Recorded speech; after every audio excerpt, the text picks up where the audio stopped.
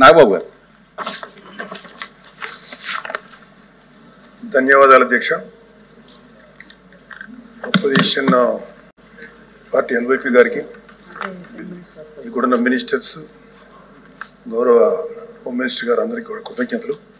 అధ్యక్ష, delayed justice ఇవాళ మనకున్న డేటా ప్రకారం భారతదేశంలో 3,30,00,000 కేసులు ఇంకా పెండింగ్లో ఉన్నాయి.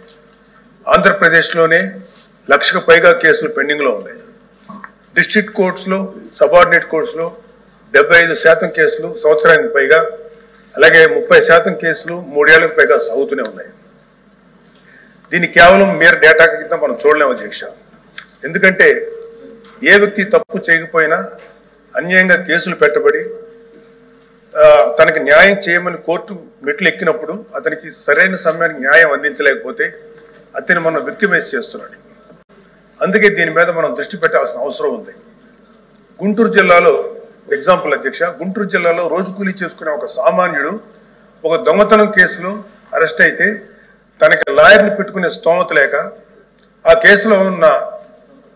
కేసులో కోర్టులో 6 సంవత్సరాల పాటు జైల్లో ఉండాల్సి వచ్చింది. చివరికి అతను ఏ తప్పు చేయలేదని కోర్టు తీర్పిచ్చింది. సో ఈ 6 సంవత్సరాలు మనం అతనికి ఎలా కాంపెన్సేట్ చేయగలుగుతాం అధ్యక్ష?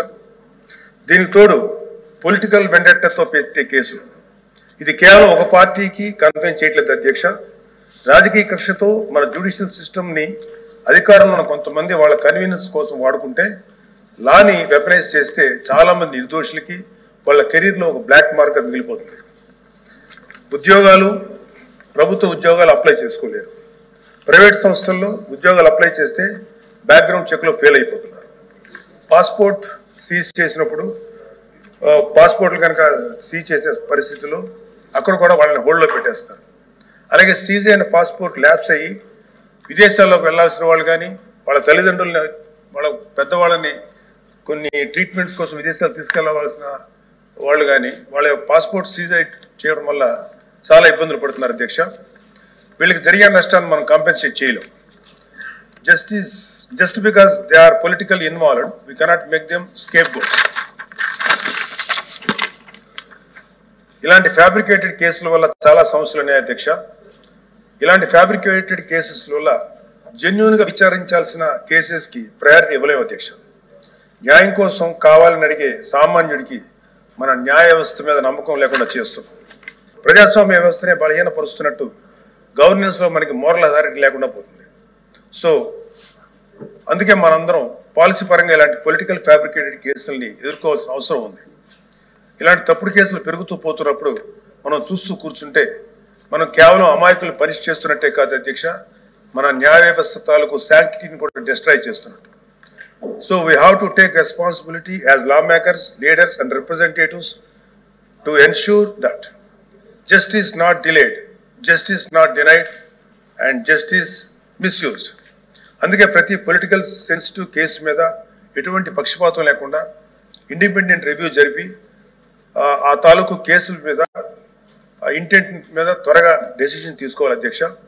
న్యాయ వ్యవస్థ త్వరగా పనిచేయడానికి జ్యుడిషియల్ వేకెన్సీస్ని ఫిల్ చేయడంలోనూ ఫాస్ట్ ట్రాక్ మెకానిజంని క్రియేట్ చేయడంలోనూ సమగ్ర దృష్టి పెట్టాల్సిన అవసరం ఉంది అధ్యక్ష. ఇవి ఏవి కూడా లగ్జరీస్ కాదు, నెసెసిటీస్ అధ్యక్ష. So what I want to end with a powerful quote by doctor BR Ambedkar. However good a constitution may be, it is sure to turn out bad because those who are called to work it happen to be a bad lot. మన రాజ్యాంగం ఎంత గొప్పదే అయినప్పటికీ దాన్ని అమలు చేసే నాయకులు సరిగ్గా లేకపోతే గొప్ప రాజ్యాంగానికి విలువ లేకుండా పోతుంది అధ్యక్ష. Let us not be that bad lot. Let us be the generation of lawmakers who stood up and made justice. Not just a word inscribed in our constitution, but a living reality for every citizen of Andhra Pradesh అధ్యక్ష. Thank you very much. మంత్రి గారు. Sir signatories కాదు.